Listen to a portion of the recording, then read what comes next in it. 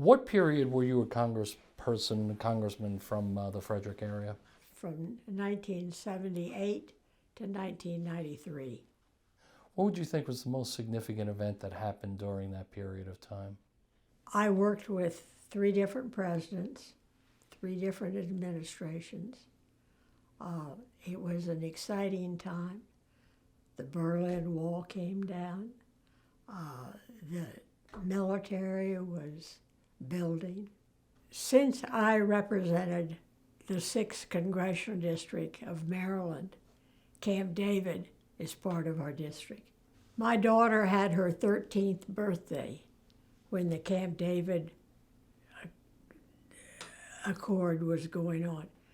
And we were in the side yard eating crabs when the helicopters came over the house on the way back to Washington. And no one knew what had happened when you had the 2 presidents who were, Carter had locked up at Camp David until they came up with an agreement.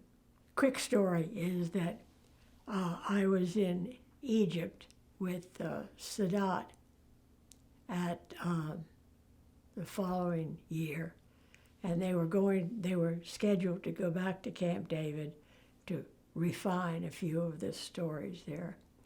And he said, well, when do you think I should go?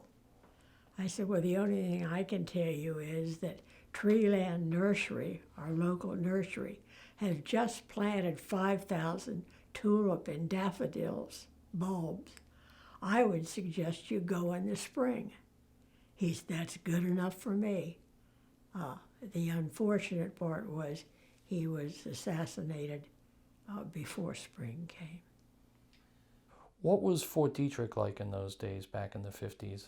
Fort Detrick was a nucleus for potential growth.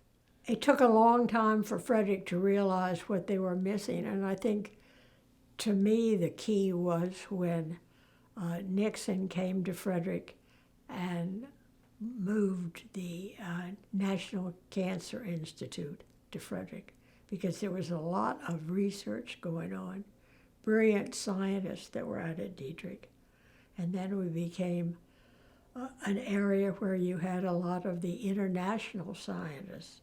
There was a point in time when I was on the Hood College board, and one of the things that I used to bring up was that, we have a potential for a growth of Hood working with Fort Detrick. It took them a long time to get that relationship going. You were very influential in the mid-90s with the BRAC Commission, weren't you? Yes. Hardest thing I ever did. Why? You're dealing with communities who have been dependent upon their military bases for years. A lot of communities had people that worked there, families that worked there that were going to be upset. When you look at the issues, you had to make sure that we were closing bases for the right reasons, not because somebody didn't like them. Was Fort Detrick on the list of those that might be cut? No. No, because we had the National Institute of Cancer. And you couldn't close one without closing the other.